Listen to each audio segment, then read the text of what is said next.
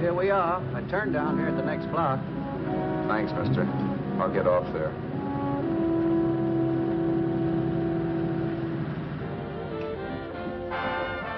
Want anything else?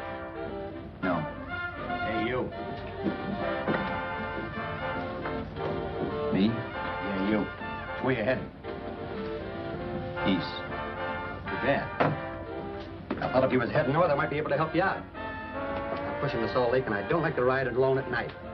I'm one of those guys that got to talk or I fall asleep. Oh. Sure, now, my partner, he's got Lou to keep him company, but I ain't got nobody at all. Where you coming from? West. Yeah, sure, I know, but where, L.A.? Maybe. Got a cousin out in L.A. You don't say. Yeah, he's been out. You're not much of a talker, are you? My mother taught me never to speak to strangers. Oh, a wise guy. So what? Okay, don't get sore. Just trying to be sociable, that's all. Hey, Glamorous. You change for a dime, will you?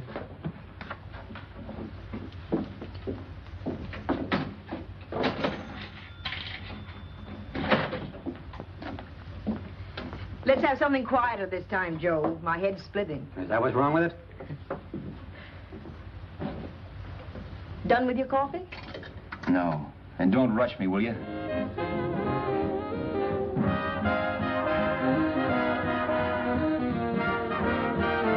Hey, turn that off. Will you turn that thing off? What's eating you now? Yeah, what's eating you? That music, it stinks. Oh, you don't like it, huh? No, turn it off. Oh, wait a minute, pal. That was my nickel, see? This is a free country. And I play whatever I want to. Okay. Sure. And if you don't like it, you don't have to listen to it. And you can leave here anytime you want to. Okay. I'm sorry I asked. First good piece played tonight and you don't like it. Some people just ain't got any good taste.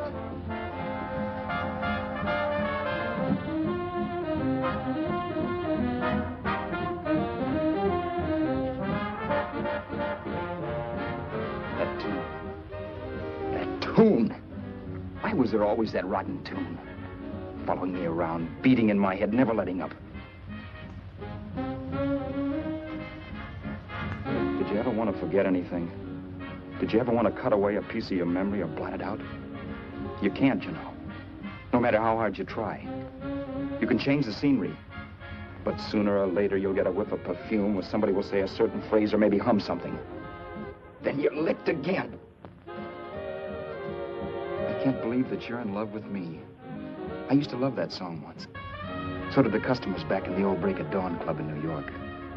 I can't remember a night when I didn't get at least 3 requests for it. Sue, she was always selling it too.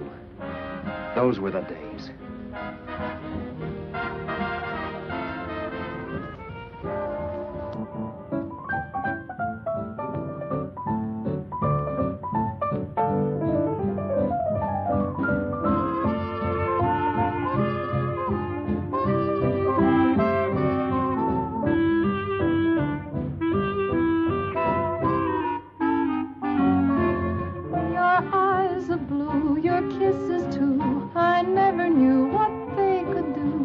I can't believe that you're in love with me.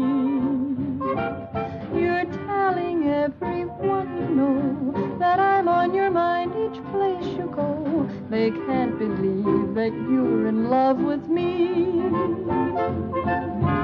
I have always placed you far above me. I just can't imagine that you love me. And after all is said and done, to think that I'm the lucky one, I can't believe that you're in love with me.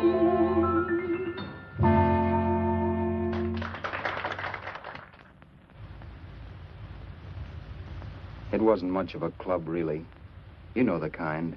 A joint where you could have a sandwich and a few drinks and run interference for your girl on the dance floor. I pounded the piano in there every night from 8 until the place closed up, which usually meant 4 in the morning. A good job as jobs went in those days.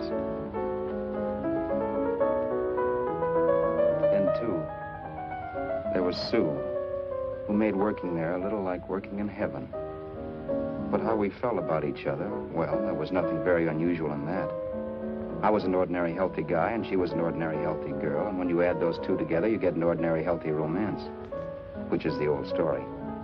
Sure, but somehow, the most wonderful thing in the world.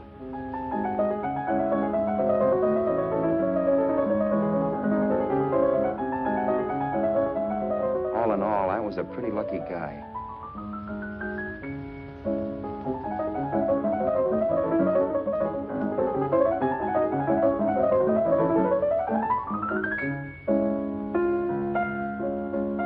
Mr. Paderewski, I presume. It's beautiful. You're going to make Carnegie Hall yet, Al? Yeah, as a janitor. I'll make my debut in the basement. I don't blame you for being bitter, darling, but you mustn't give up hope. Why, someday... Yeah, someday. If I don't get arthritis first. In the meantime, let's blow this trap.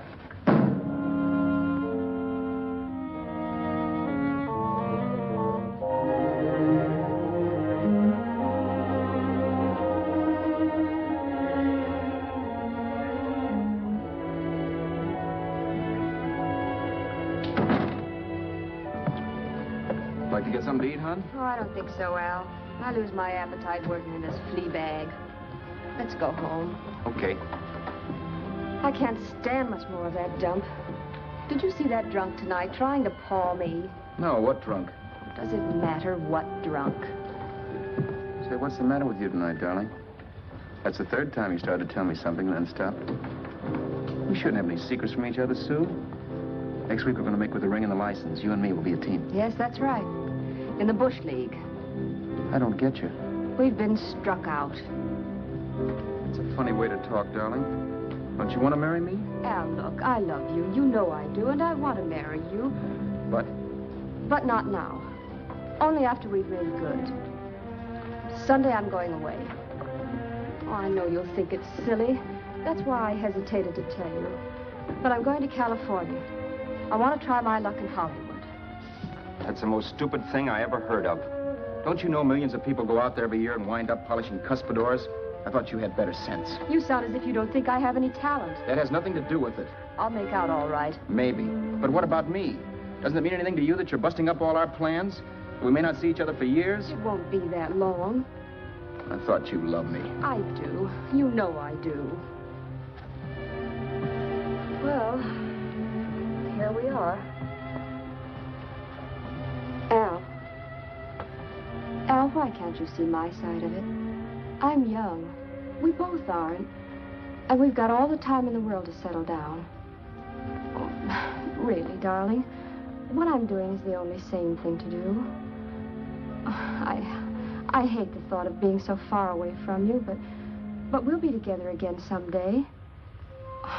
Maybe you'll decide to come out too later on. So long. Al, aren't you going to kiss me goodnight? Sure. Why not? Good night.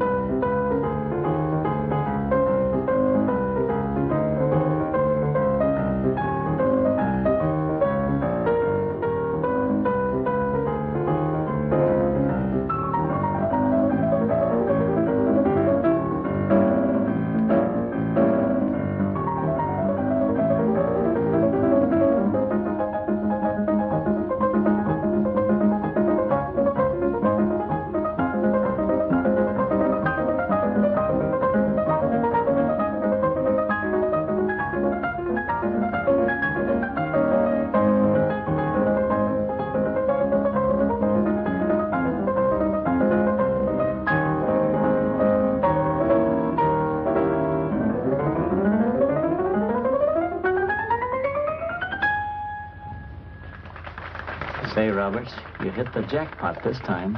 $10. Thanks.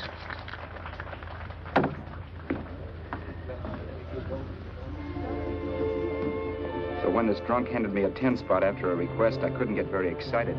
What was it, I asked myself? A piece of paper crawling with germs. It couldn't buy anything I wanted. It couldn't... Then I thought of something.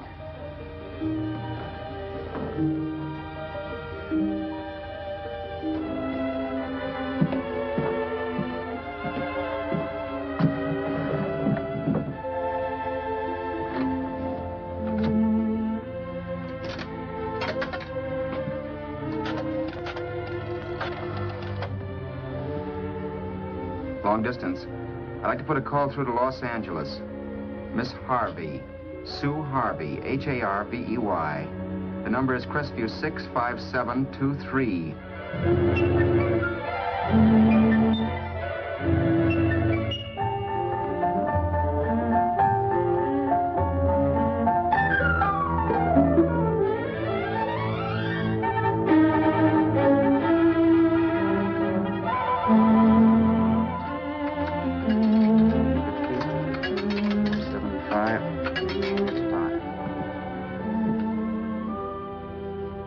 Hello, Sue? This is Al. Oh, baby, it's great to hear from you, too. What's that? You do? Oh, me too, darling. I thought I'd go batty without you. I just had to... Huh? You're working as a hashlinger? Gee, honey, that's tough. Those guys out in Hollywood don't know the real thing when it's right in front of them. You just stick it out, Sue, baby. Keep going around to those casting offices. I'm sure you'll click. Look, I'll tell you what. You stay put out there, I'll come to you. No, don't try to stop me. Just expect me. Train? Who knows? Train, plane, bus, magic carpet. I'll be there if I have to crawl. If I have to travel by pogo stick. And then, let's get married right away, huh? That's the stuff. That's what I've been wanting to hear you say. Well, goodbye for now. I'll be seeing you soon. Yeah. Bye. The only way I could cross country was to thumb rides. For even after hawking everything, I only had enough money to eat. Money. You know what that is. It's the stuff you never have enough of. Little green things with George Washington's picture that men slave for, commit crimes for, die for. It's the stuff that has caused more trouble in the world than anything else we ever invented. Simply because there's too little of it. At least I had too little of it. So it was me for the thumb.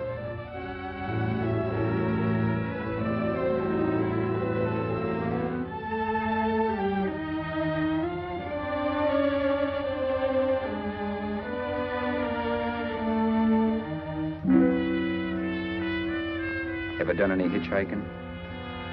It's not much fun, believe me. Oh, yeah, I know all about how it's an education, how you get to meet a lot of people and all that. But me, from now on, I'll take my education in college, or in PS 62, where I'll send $1.98 in stamps for 10 easy lessons.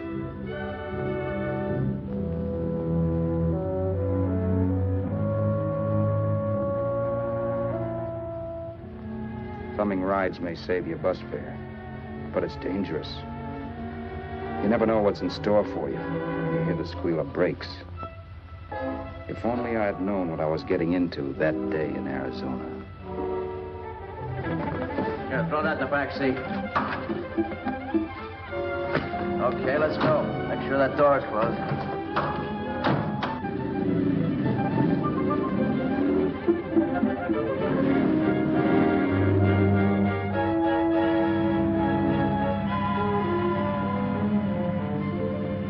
Emily Post ought to write a book of rules for guys thumbing rides.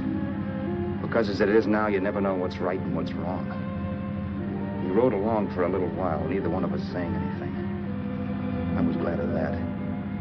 I never know what to say to strange people driving cars. Then, too, you can never tell if a guy wants to talk. A lot of rides have been cut short because of a big mouth. So I kept my mouth shut until he started opening up. Hand me that little box in the compartment, will you, pal?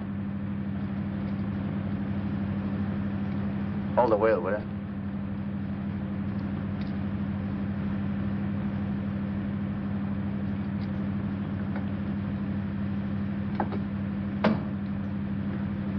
How far are you going? L.A. Well, you're really traveling, aren't you? Yeah, but I don't expect to make it for a couple of years at the rate I've been promoting rides. Not much luck, huh? Sure, all bad. Not many people stop for a guy these days. Afraid of a stick-up, maybe. Well, you can't blame them. Where you coming from? New York? Well, New York. You're in luck this time. I'm going all the way. Right through to Los Angeles. You drive a car? Sure. Whenever you're tired, let me know. I'll holler. I guess at least an hour passed before I noticed those deep scratches in his right hand. They were wicked. 3 puffy red lines about 1/4 of an inch apart. He must have seen me looking at them because he said, Beauties, aren't they? They're gonna be scars someday. What an animal. Whatever it was, it must have been pretty big and vicious to have done that. Right on both counts, New York. I was tussling with the most dangerous animal in the world. A woman. She must have been Tarzan's mate. Looks like you lost the bob. Certainly wasn't a draw. You know, there ought to be a law against dames with claws. Yeah. I tossed her out of the car in her ear. Was I wrong? Give a lift to a tomato, you expect her to be nice, don't you? Yeah. After all, what kind of dame some rides? Sunday school teachers? Yeah. A little witch. She must have thought she was riding with some fall guy. And me, who's been booking horses around racetracks since I was 20. I've known a million dames like her. 2 million. Yeah. Stopped the car, opened the door. Take it on the yard, the Duffy sister, I told her. That's the stuff. As that was done, huh? But if you want to see a real scar, brother, get a load of this. Wow. I got that one dueling. Dueling? Yeah, we're just kidding, of course. My dad owned a couple of Franco-Prussian sabers. Kept them on the wall for decorations. Well, one day, the kid and I took them down when the old man wasn't around. Had a duel. He got me in the arm here. Pretty mean cut. Infection set in later. Yeah, I can see that. Now, give me that box again, will you? Yeah.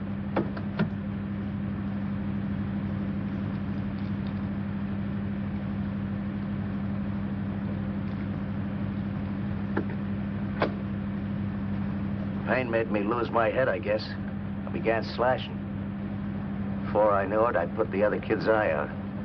That was tough. Well, it was just an accident, of course. Do you know how kids are? I got scared, decided I was going to run away from home. Old man almost caught me when I was packing my duds. The bloody rag I had wrapped around my wrist hadn't caught his attention. You've seen the bundle for sure. But I beat it when he was phoning for a doctor. That was 15, 16 years ago.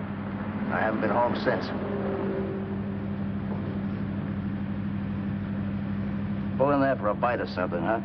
a bite or something. Brother, was I hungry. I hadn't had anything in my stomach for hours. Yet even with that gnawing in the pit of my belly, I didn't want to be in too big a rush to put on the feed bag. First, I had to make sure this guy knew the score. If I got him down on me, goodbye ticket to Hollywood. I'll wait out here for you, mister. If it's the money, don't worry about paying for it. This time it's on me. Well, that's what... Haskell, think nothing of it. You make your first million, maybe you can do the same for me. Come on, New York. I gotta make the West Coast by Wednesday. There's a horse running in Santa Anita named Pirate Bicycle. Means dough to me if I'm on him. We'll make it all right. He did most of the talking during the half hour we were in the place. I ate. He rambled on about his old man, whom he hadn't heard from since he ran away as a kid. Now he happened to become a bookie. And then all about how he got rooked in Miami. One race, 38 grand. They cleaned out my book. How do you like that?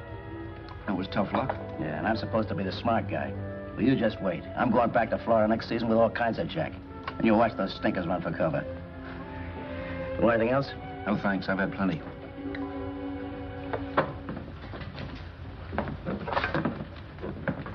That check there, sister? Oh, just a minute. Your change, sir. Keep it, sister. Oh, thank you, sir. Call again. I'll be waiting outside for you when you finish work. Sharp check, huh?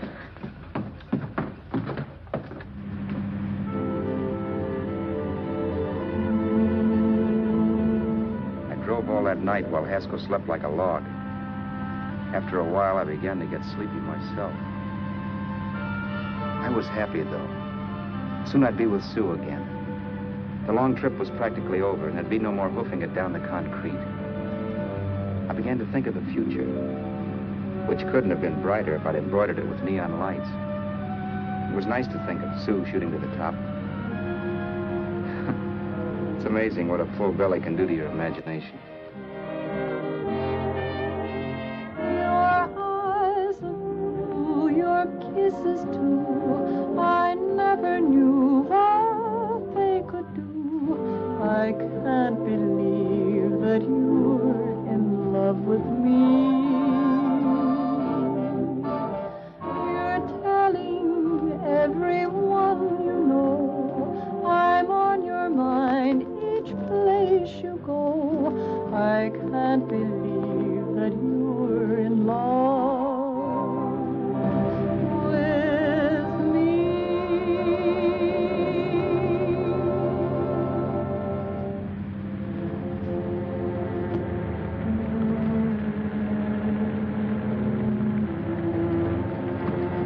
Mr. Haskell? Mr. Haskell? Mr. Haskell, wake up. It's raining. Don't you think we ought to stop and put up the top?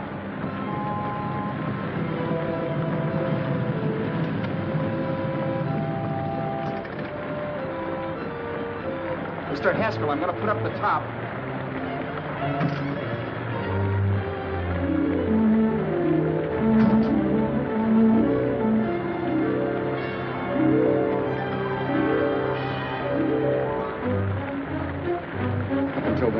Things my way. But from then on, something else stepped in and shunted me off to a different destination than the one I had picked for myself. But when I pulled open that door... Mr. Haskell, what's the matter? Are you hurt? Are you hurt, Mr. Haskell? Start your sermon. I'll listen to it. But I know what you're going to hand me even before you open your mouths. You're going to tell me you don't believe my story of how Haskell died and give me that don't make me laugh expression on your smug faces. I saw it once he was dead, and I was in for it. Who would believe he fell out of the car? Why, if Haskell came too, which of course he couldn't, even he would swear I conked him over the head for his dough. Yes, I was in for it. Instinct told me to run, but then I realized it was hopeless. There were lots of people back down the road who could identify me. That gas station guy and the waitress. I would be in a worse spot then, trying to explain why I beat it. The next possibility was to sit tight and tell the truth when the cops came. But that would be crazy. They'd laugh at the truth. I'm not having my head in the noose. So what else was there to do but hide the body and get away in the car? I couldn't leave the car there with him in the gully. That would be like erecting a tombstone.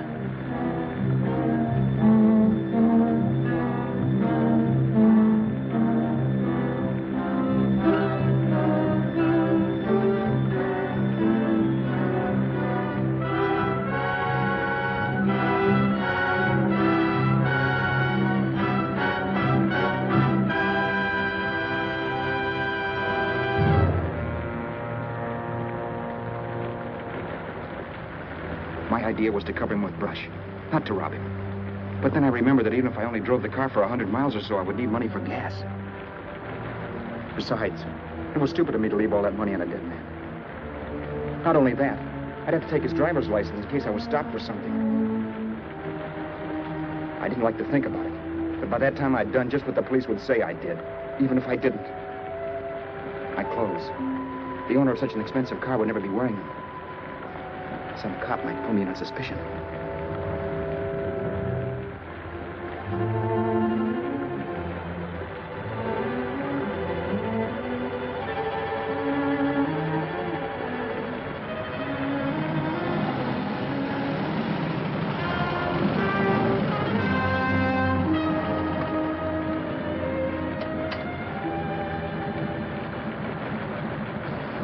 Hey, you, this your car? Don't you know better than to leave a car with the wheels halfway in the middle of the road? That's the way accidents happen. I'm sorry, officer. I was just putting up my top. I didn't think. Well, the next time, think. I'll let you go now, but watch your step in the future. I know that's a lonely stretch, but cars come by here once in a while, and we have plenty of crack-ups. Thanks, officer.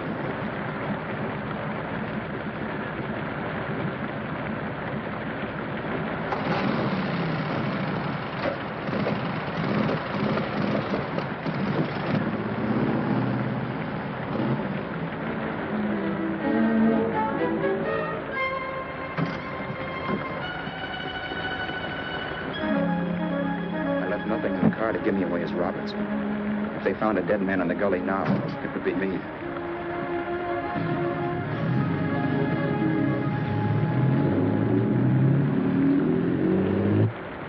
As I drove off, it was still raining, and the drops streaked down the windshield like tears.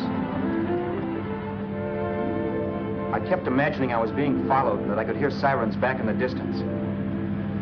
Just how long it took me to cover the 60-odd miles to the California state line, I don't know. I lost all track of time. But the rain had stopped and the sun was up when I pulled up to the inspection station. Hello? Carrying any fruits or vegetables? No. Any livestock or poultry? No. I'd see your registration and driver's license, please. Anything in the baggage compartment? Just baggage. Charles Haskell, Jr., age 30, brown eyes, dark hair. Identifying marks, none. Are you Charles Haskell, Jr.? Yes.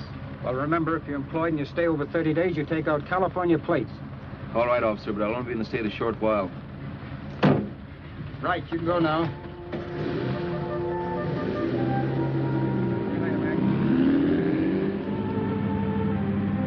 I couldn't drive any farther without some sleep. Cops or no cops, I knew I had to hit the hay and hit it hard. I was dead tired.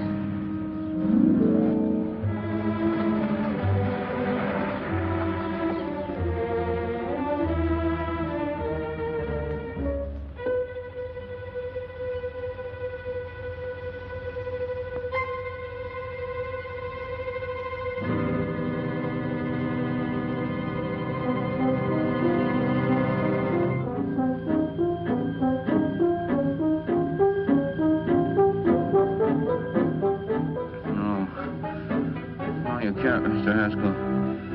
No.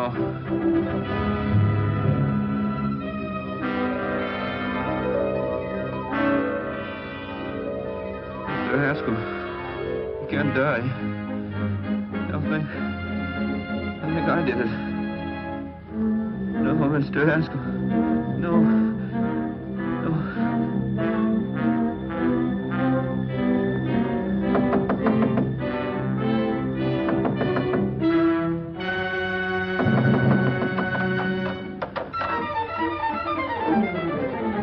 Who's there? It's the maid. Can I come in and clean? Later.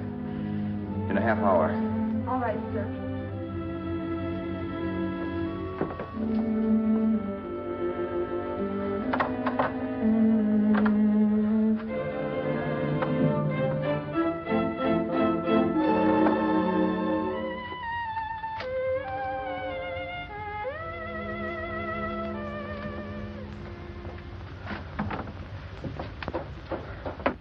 There was no time to lose. Every minute I had to be Charles Haskell was dangerous. And I'd have to be Charles Haskell until I got to some city where I could leave the car and be swallowed up.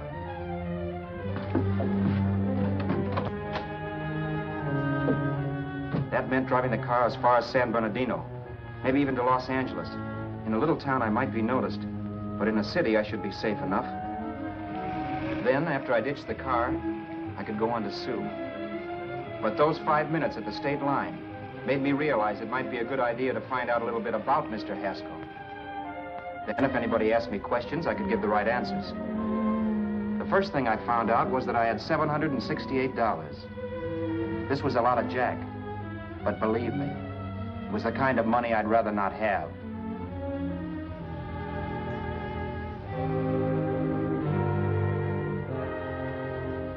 And then I found out from a letter Haskell was carting around in his bag that he wasn't the open-handed, easygoing big shot who went around buying dinners for strange hitchhikers.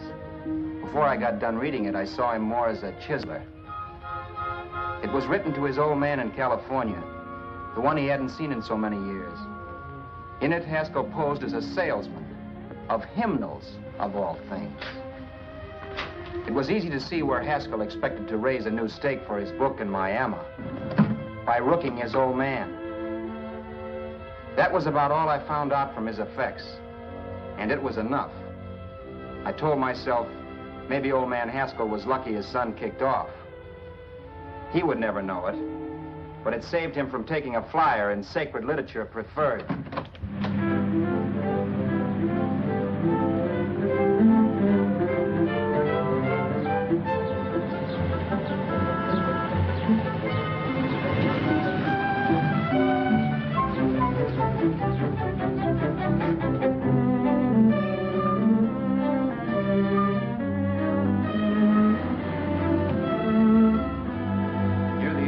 Desert Center, I pulled up for water.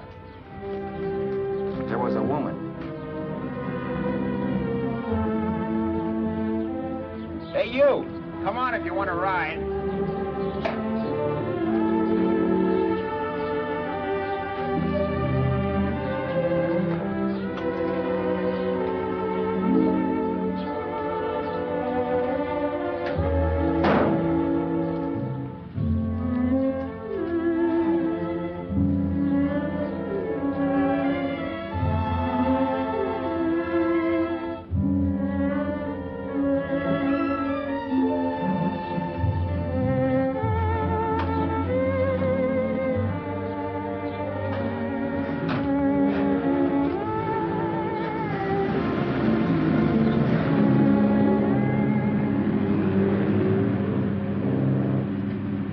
How far are you going? How far are you going? That took me by surprise, and I turned my head to look her over. She was facing straight ahead, so I couldn't see her eyes. But she was young, not more than 24. Man, she looked as if she'd just been thrown off the crummiest freight train in the world. Yet, in spite of this, I got the impression of beauty.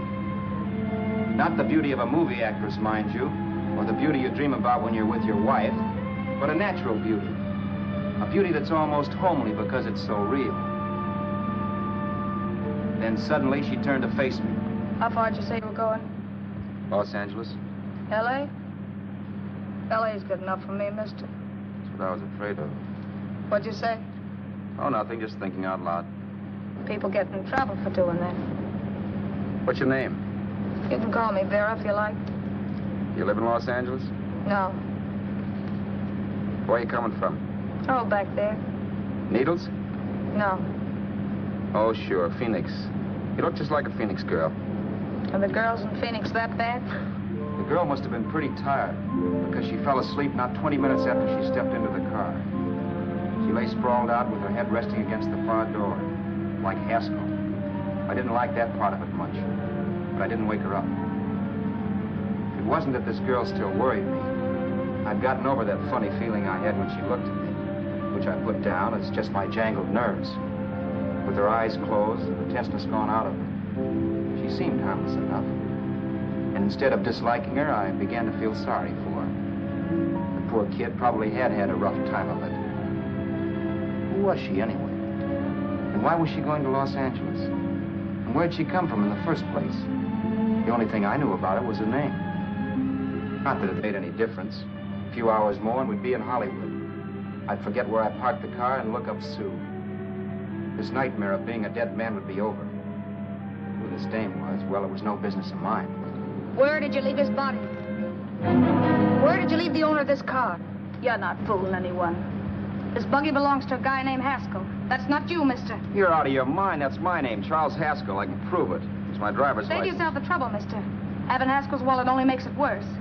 It just so happens I rode with Charlie Haskell, all the way from Louisiana. He picked me up outside of Shreveport. You rode? You heard me. Then it all came back to me. All the talk about dueling and scars and scratches. There was no doubt about it. Vera must be the woman Haskell had mentioned. She must have passed me while I slept. Well, I'm waiting. My goose was cooked. She had me. That Haskell guy wasn't dead yet. He wasn't stretched out stiff and cold in any Arizona gully. He was sitting right there in the car, laughing like mad while he haunted me. Well? There was nothing I could say. It was her move. Vera, whatever her name was just my luck picking her up on the road. It couldn't have been Helen, or Mary, or Evelyn, or Ruth. It had to be the very last person I should ever have met. That's life. Whichever way you turn, fate sticks out a foot to trip you.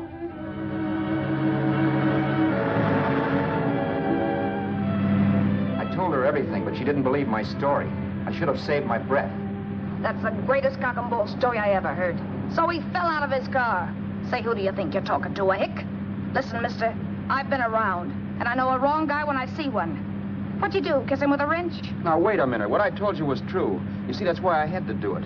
You think I killed him. Well, the cops would have thought so, too. Yeah, well, maybe they still think so. What makes you so sure I'll shut up about this?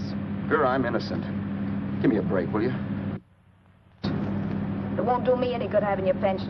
The cops are no friends of mine. Now, if there was a reward, but there isn't. Thanks. Don't thank me yet. I'm not through with you by a long shot. Let's see that roll.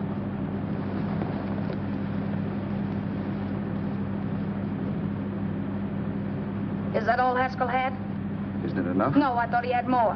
Not that I know of. You can search me. You think I'm holding out on you? Well, maybe I will at that. He told me he was going to bet $3,000 on a horse named Paradisical on Wednesday at Santa Anita.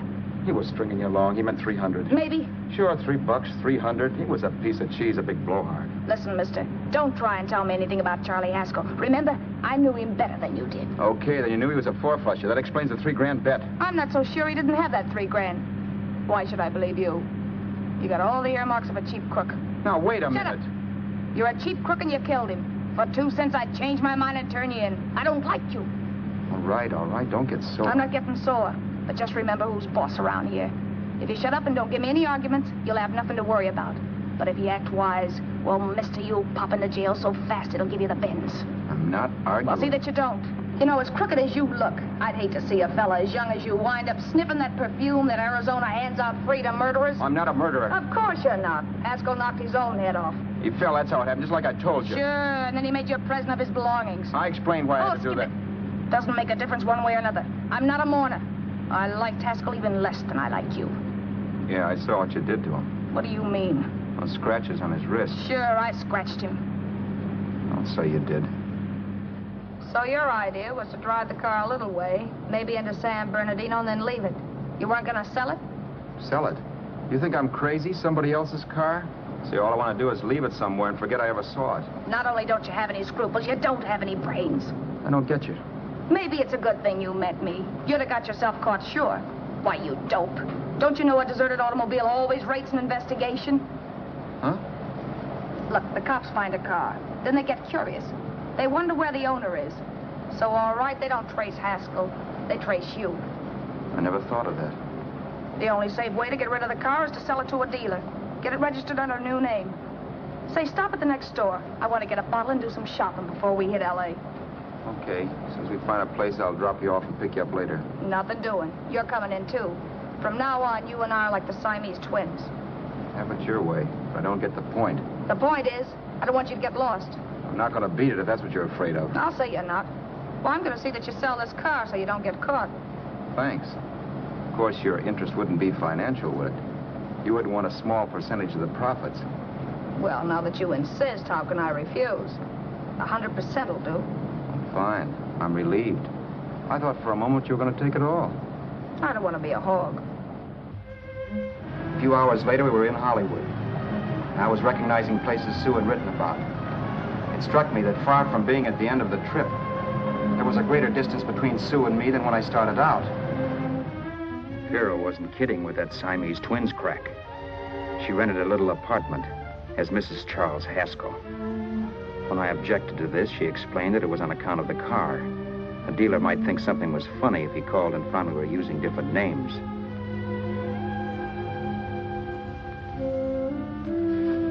Home, sweet home. Yeah. Not bad, either.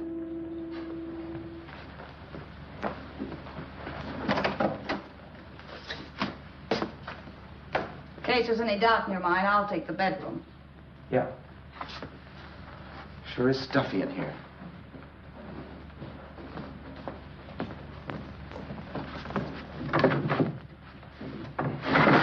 Keep the window shut.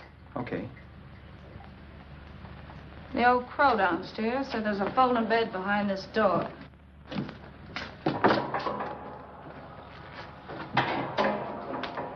You know how to work it? I invented it. Some joint. One can't have everything.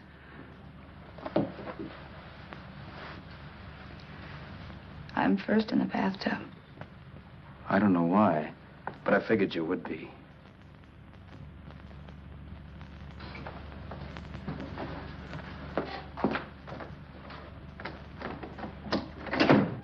Boy, oh boy. It sure feels good to be clean again. I must be 10 pounds lighter. You must be. Well, hitching rides isn't exactly the way you keep your schoolgirl complexion. I wish that guy with the sax would give up. Gets on my nerves. Forget it. Have a drink. Aren't you afraid I might take you up on it? If I didn't want to give you a drink, I wouldn't have offered it. Why be a sorehead, Roberts? You got yourself into this thing. You should be grateful I'm not turning you in. Why, if I wasn't regular, you'd be in the pen this minute, being photographed, fingerprinted, and being pushed around by the cops. So cheer up. Get rid of that long puss. Or is your conscience bothering you?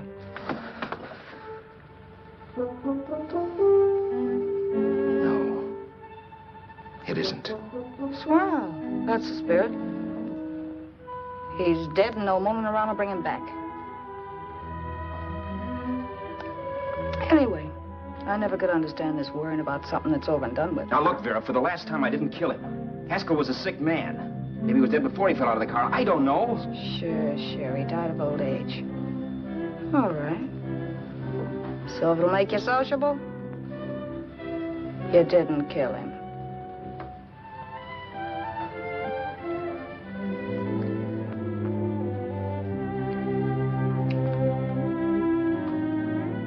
Thanks.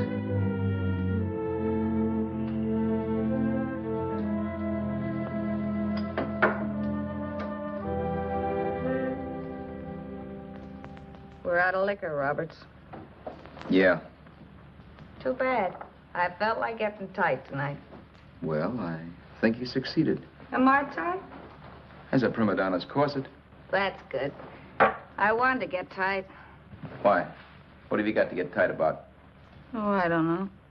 Few things. You should have my worries. If I had your troubles, I'd stay sober. And I've got the key to that door. Yeah. Maybe you're right. I'm always right. You know, I don't like your attitude, Roberts. Well, there's a lot of things I don't like. Sure. But life's like a ball game. You gotta take a swing at whatever comes along before you wake up and find it's a ninth inning. You read that somewhere. That's the truth, Roberts. All you do is bellyache. Taking it easy and, well, trying to make the best of things. But maybe that's what's wrong with the whole world. Get the professor. People knock themselves out trying to buck fate. Now, take you, for instance. You're lucky to be alive. Why, suppose Haskell had opened your door. You'd be playing a harp now. Think of that. You think of it. I'm tired of thinking. There's plenty of people dying this minute. I would give anything to trade places with you. I know what I'm talking about. I'm not so sure. At least they know they're done for. They don't have to sweat blood wondering if they are. Your philosophy stinks, pal. We all know we're going to kick off someday. It's only a question of when. But what's got us on this subject anyway? We'll be discussing politics next. Yeah. Where'd you hide the butts? On the table, sucker.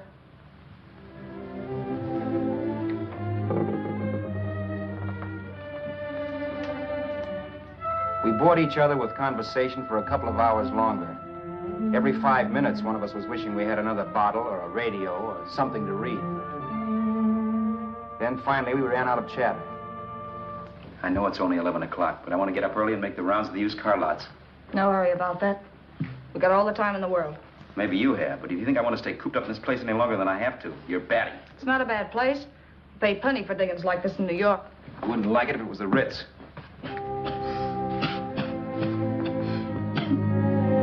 rotten liquor. You got a mean cough. Want to do something about it. I'll be all right. That's what Camille said. Who? Nobody you know. Wasn't that the dame that died of consumption? Yeah. Wouldn't it be a break for you if I did kick off? You'd be free with all Haskell's dough and car. I don't want to see anybody die. Not even me. Especially not you. One person died of me. If you did, well, that's all I need.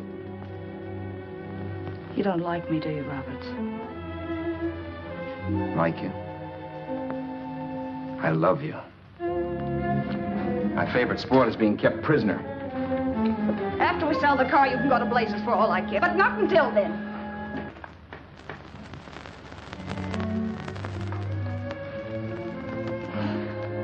I'm going to bed.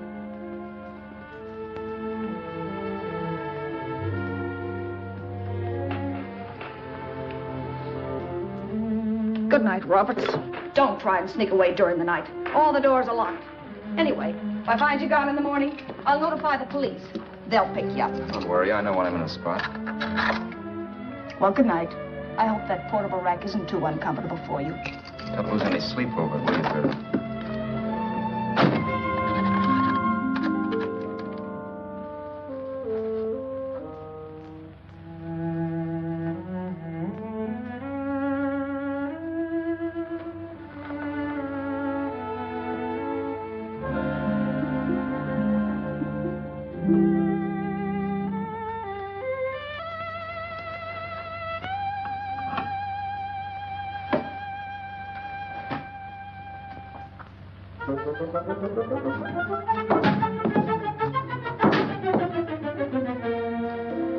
Crestview.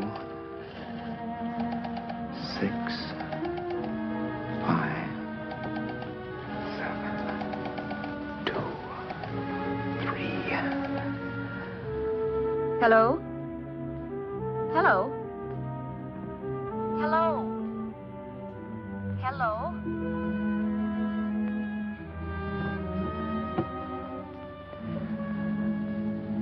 No. Not yet, darling. Tomorrow. Maybe. If this were fiction, I would fall in love with Vera, marry her, and make a respectable woman of her. Or else she'd make some supreme Class A sacrifice for me and die. Sue and I would bawl a little over her grave and make some crack about there's good in all of us. But Vera, unfortunately, was just as rotten in the morning as she'd been the night before. All right, I'm coming. Look, Vera, it's almost noon. So what? The dealers will be there all day? They'll be there all year, too, but it doesn't wait that long. Shut up. You make it like a husband. Well, do I rate a whistle? You sure do, but let's go. Let's go, let's go. I spent $85 and 2 hours preparing bait, and all you can say is let's go. Come on.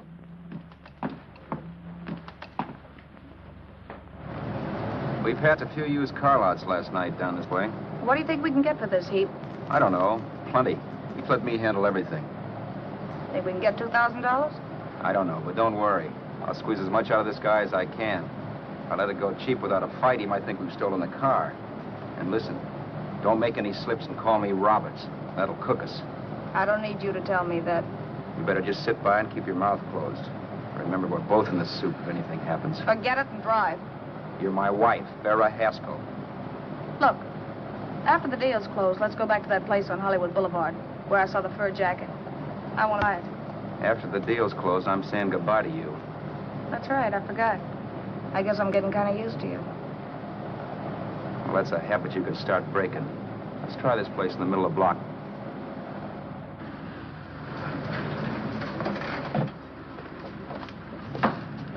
Good afternoon. What can I do for you?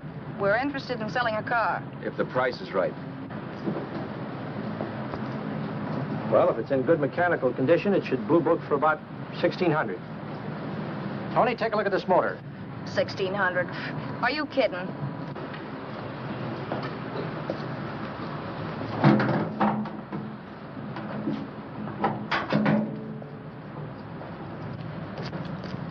Well, maybe $18.50.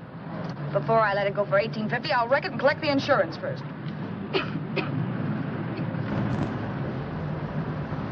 Lady, this motor's seen a lot of driving.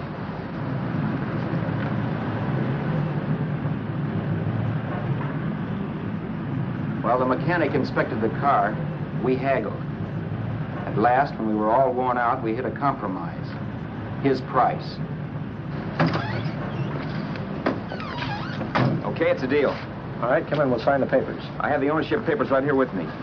Look, Vera, in the meantime, will you clean a dash compartment? There may be some stuff in it. All right, darling. $1,850. That dirty crook.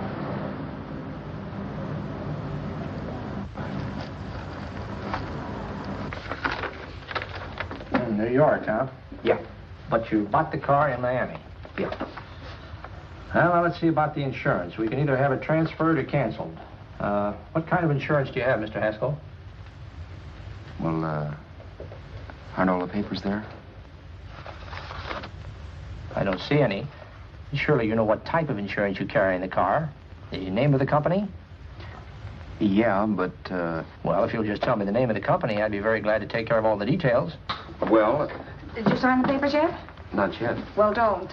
We're not selling the car. Well, wait a minute, Mrs. Haskell. Come on, darling. What's the matter? Change your mind? Yes, I'm sorry. I guess I have. But, Vera... Let's go.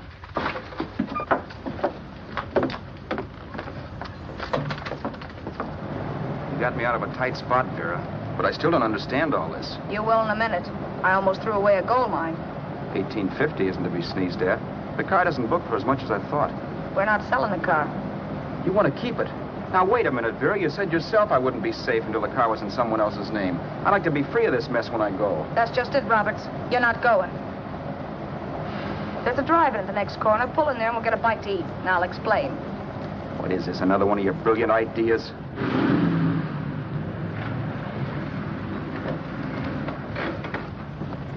Oh, can I take your order? Make mine a ham sandwich and coffee. And for you, sir?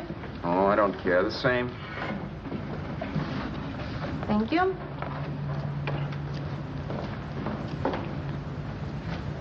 Get this, Vera. I've been pretty patient so far. I've done everything you asked me to do, but no more. Shut up. You've taken Haskell's money. And you can have the dough we get from selling the car. But you're not going to keep me a prisoner. It's a good thing I bought the paper. Take a look at that. Vera, I'm in no mood. Read that.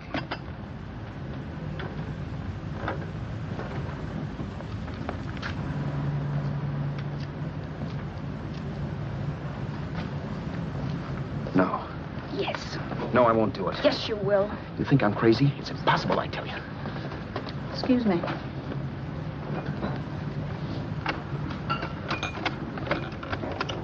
Blow the horn when you're through. No one could possibly get away with an act like that. It'd be wise to me in a minute. Don't be yellow. You look enough like him. The same coloring and the same build. See how his clothes fit you? No kidding, you almost had me fooled for a while. Oh, grow up, Vera. Don't you think a father knows his own son? And there must be other relatives. The father won't have to know you. We'll wait till he gives up the ghost. He's an old geezer and he won't pull through. And as far as other relatives are concerned, they haven't seen you in 15 or 20 years. Eat. I'm not hungry. And I won't do it. It's not as tough as it sounds. Remember, you've got all kinds of identification. His car, letters, license. I could never get away with it. It's the stupidest thing I've ever heard. The old boy has scads of dough. Look in the paper there. Personal fortune assessed at over $15 million. He'll leave plenty, I tell you. Maybe he cut off his son. How do we know? It's out, Vera. I won't have anything to do with it. I think you will. Look, Vera, I'll do anything within reason. But not that. So forget it. Or find yourself another stooge. You sap. You'll be fixed for the rest of your life as Charlie Haskell. You can take your inheritance and go away. No more worrying about the rent, no sweating, scheming, wondering where your next meal's coming from. Think about that, Roberts. Vera, please, you're talking too loud. On this, I'm splitting 50-50 with you. Sure, why not? We're both alike, both born in the same gutter. Now, take it easy, Vera. There's people around here. You don't know what you're talking about. We'll wait till we read that old man Haskell's dead. Then you show up. Like you read in New York that he was sick. No. Suppose he doesn't die. He will. I know he will. Something tells me. But as much as I insisted I would have no part of her scheme, Vera was taking it for granted I would. Neither of us had our mind on the cards as we played that night.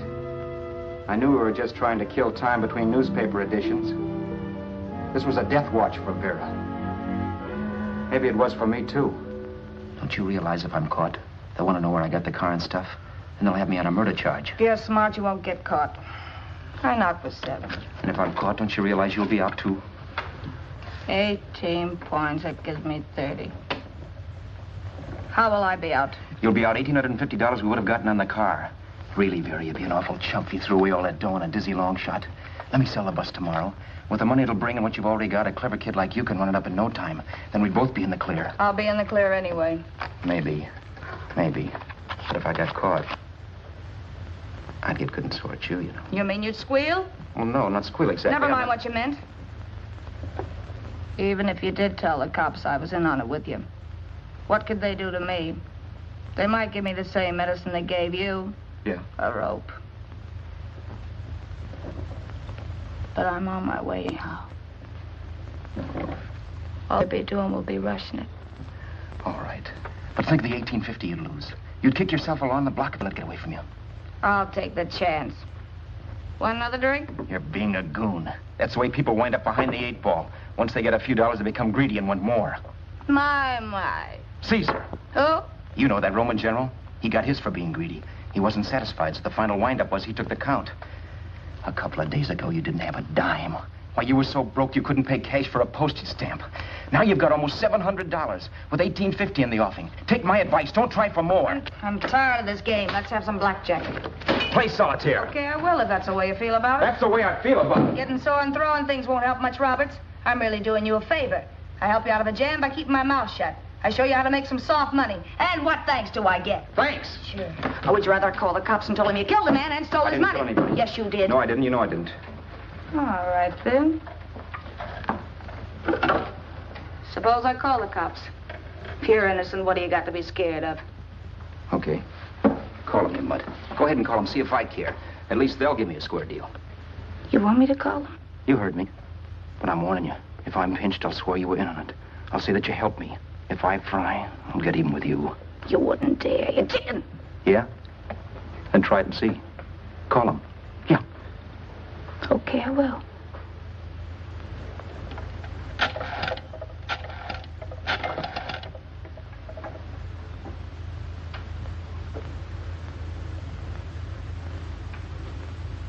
Information?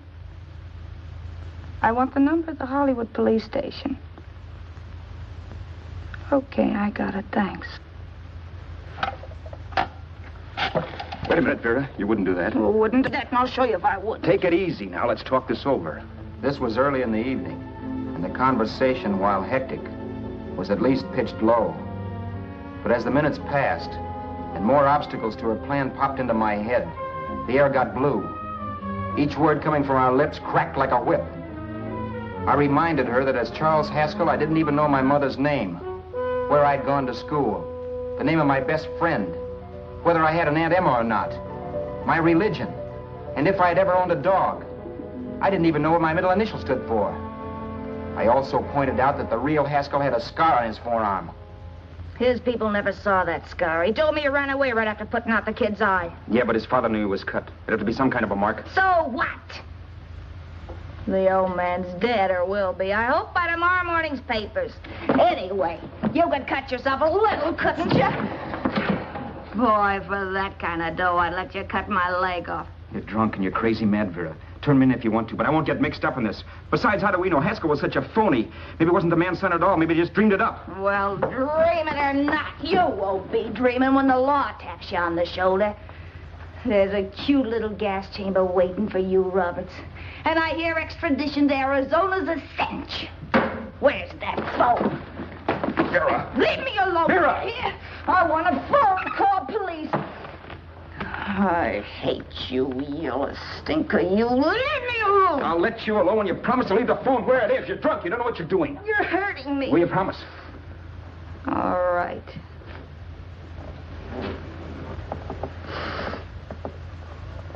You hurt me. I'm sorry, but... And it's hot in here. Open up a window. It's not hot. Don't tell me. Now, do you do it or do I do it? You're no gentleman, see? Yeah. All right. I'll open up the window.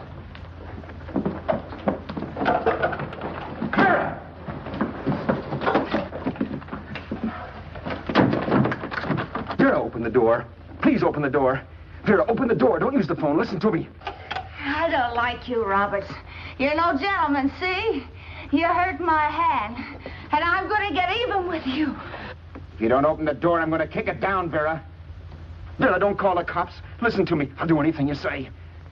Vera, let me in. I'll break the phone.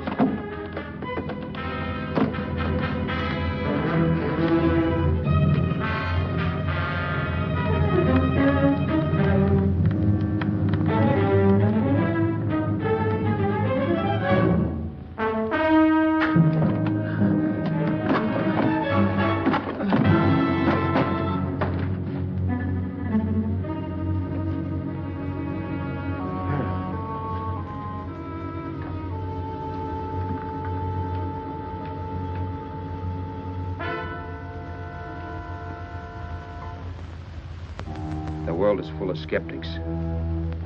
I know. I'm one myself. In the Haskell business, how many of you would believe he fell out of the car? And now, after killing Vera without really meaning to do it, how many of you would believe it wasn't premeditated? In a jury room, every last man of you would go down shouting that she had me over a barrel and my only out was force. The room was still. So quiet that for a while I wondered if I had suddenly gone deaf. It was pure fear, of course. And I was hysterical. But without making a sound. Vera was dead. And I was her murderer. Murderer. What an awful word that is. But I'd become one. I'd better not get caught. What evidence there was around the place had to be destroyed. And from the looks of things, there was plenty. Looking around the room at things we'd bought was like looking into the faces of 100 people who'd seen us together and who remembered me. This was the kind of testimony I couldn't rub out. No. I could burn clothes and hide bottles for the next 5 years. There'd always be witnesses. The landlady, for one. She could identify me. The car dealer, the waitress in the drive-in, the girl in the dress shop, and that guy in the liquor store. They could all identify me. I was cooked. Done for. I had to get out of there. While one side remained beside a dead body, planning carefully how to avoid being accused of killing him, this time I couldn't. This time I was guilty. I knew it. Felt it. I was like a guy suffering from shock. Things were whirling around in my head.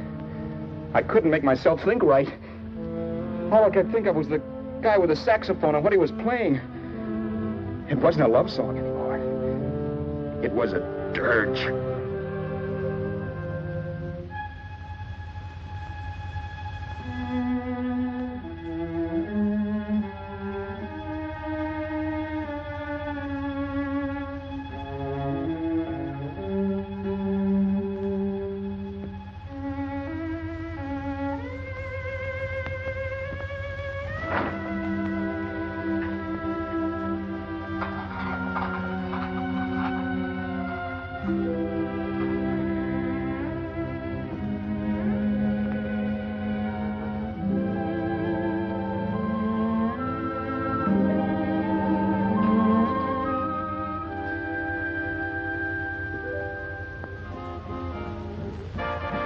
My problems weren't solved.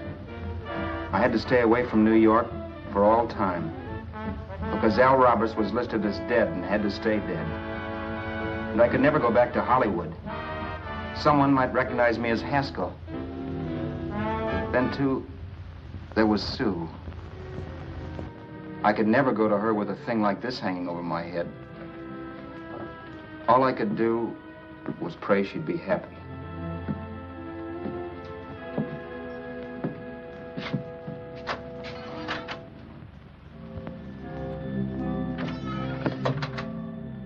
I was in Bakersfield before I read that Vera's body was discovered, and that the police were looking for Haskell in connection with his wife's murder. Isn't that a laugh? Haskell got me into this mess, and Haskell was getting me out of it. The police were searching for a dead man. I keep trying to forget what happened, and wonder what my life might have been if that car of Haskell's hadn't stopped. But one thing I don't have to wonder about. I know. Someday a car will stop to pick me up that I never thumbed.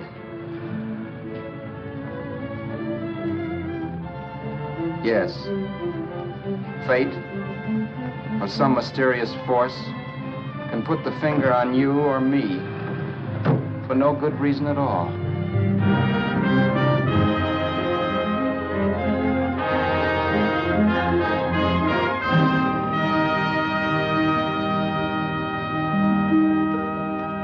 You've just witnessed Detour, one of the darkest, most unforgettable rides in film noir history. It's a film that doesn't just tell a story, it drags you into a world where every shadow hides a secret, and every decision feels like a step closer to doom. From the very first frame, you're pulled into a relentless spiral of bad luck and worse choices.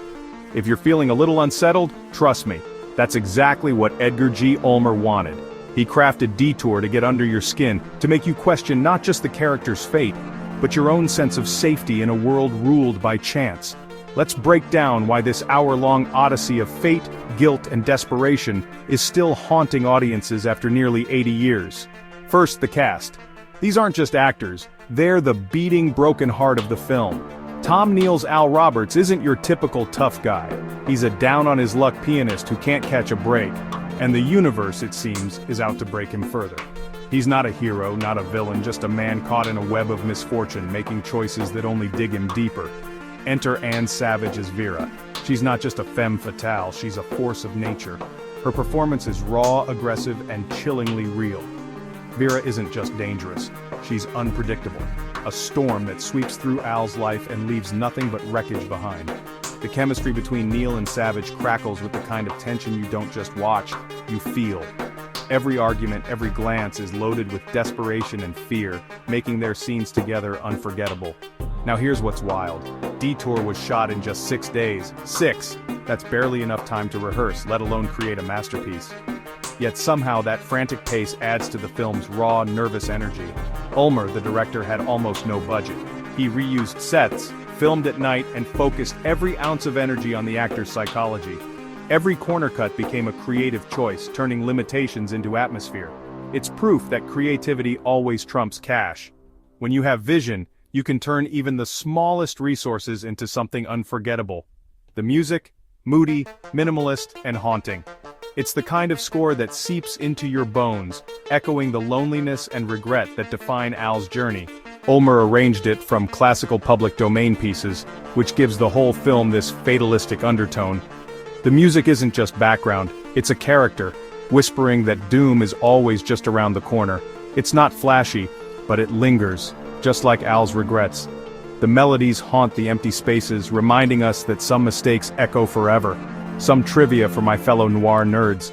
This film is packed with behind-the-scenes stories as fascinating as the plot itself. Detour cost less than $100 grand to make, peanuts even then. The shoestring budget forced the crew to get inventive, using every trick in the book to stretch every dollar. Anne Savage improvised most of her icy, unforgettable performance. Her lines weren't just scripted, they were lived, spat out with a venom that still stings today. And for decades, Detour was considered a lost film, until a battered print was restored and added to the National Film Registry in 1992. Its survival is almost as improbable as the story it tells. No original negatives survive. Every copy we see is a ghost from the past, fitting for a story so obsessed with fate and shadows. Watching Detour is like communing with a phantom, a relic that refuses to fade away. But here's the real kicker. Detour, this scrappy B-movie, went on to influence the greatest directors. Think Scorsese, the Coen brothers, and beyond.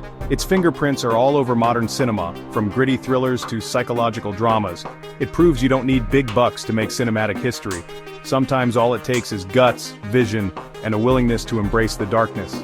Love classic cinema? Want more hidden gems from the golden age of film? There's a whole world of forgotten masterpieces waiting to be rediscovered.